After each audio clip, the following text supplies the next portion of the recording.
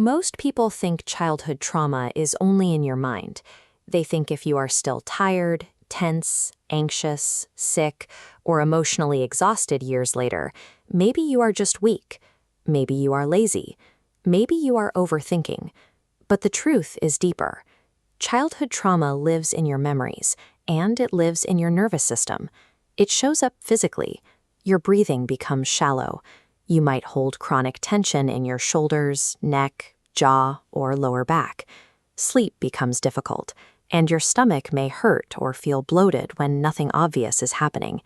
Your body is currently reacting to a danger that actually ended years ago. When you grow up in a toxic environment, surrounded by shouting, silence, fear, or unpredictable love, your body adapts to survive. It learns to brace for emotional pain. If you feel exhausted right now, your body is simply stuck in its old survival programming. It expects disappointment and prepares for conflict.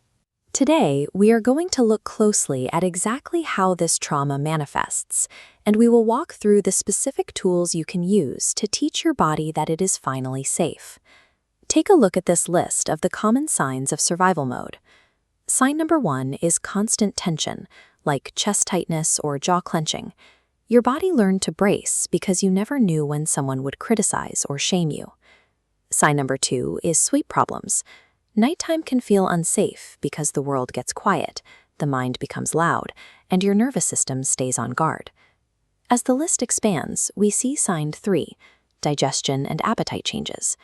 When the nervous system is stressed, digestion slows or becomes highly sensitive. Sign 4 is low energy.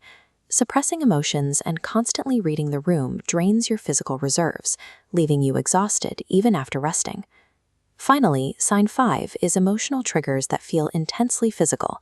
A message left unread can feel exactly like chest pain.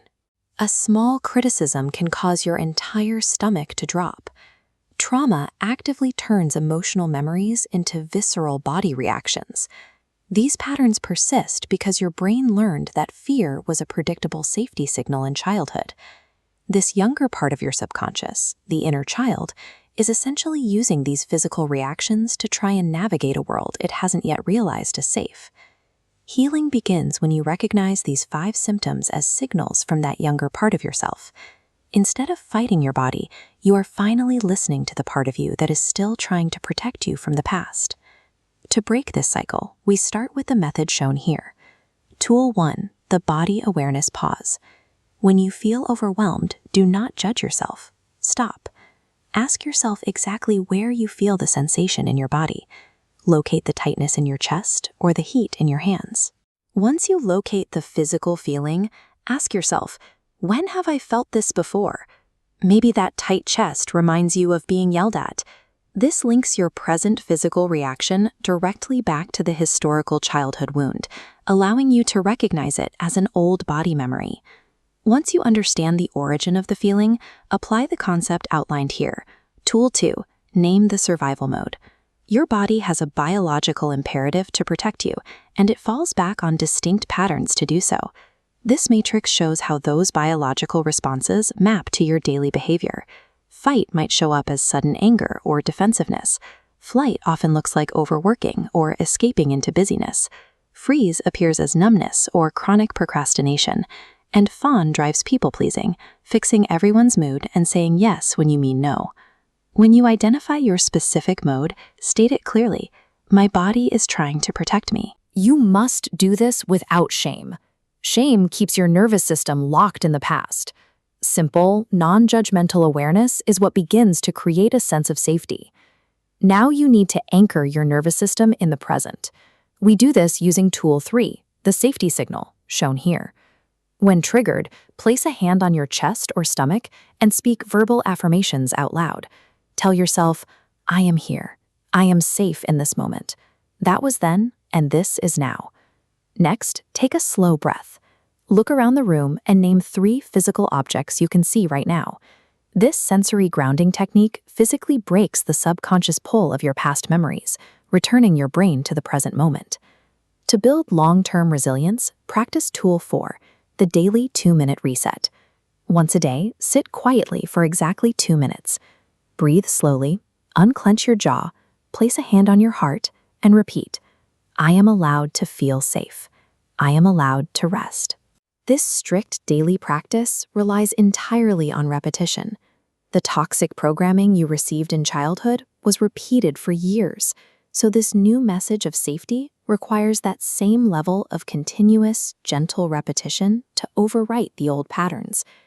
By consistently returning to these grounding tools, you provide physical evidence to your nervous system.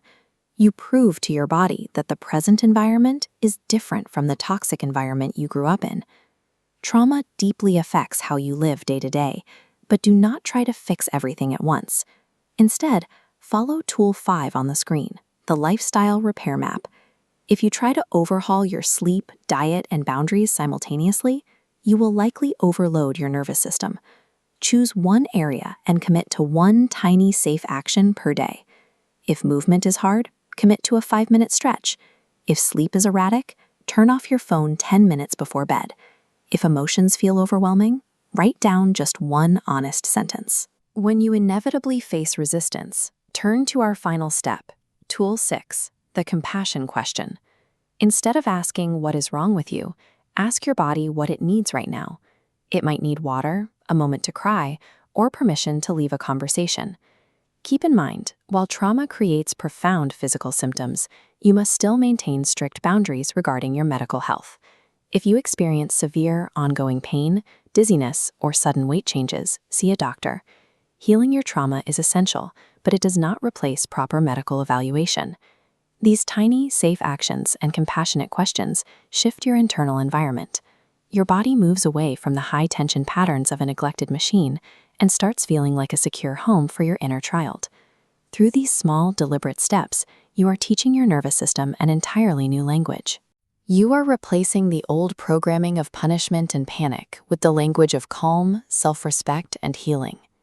This new feeling of peace may feel uncomfortable or entirely unfamiliar to you at first.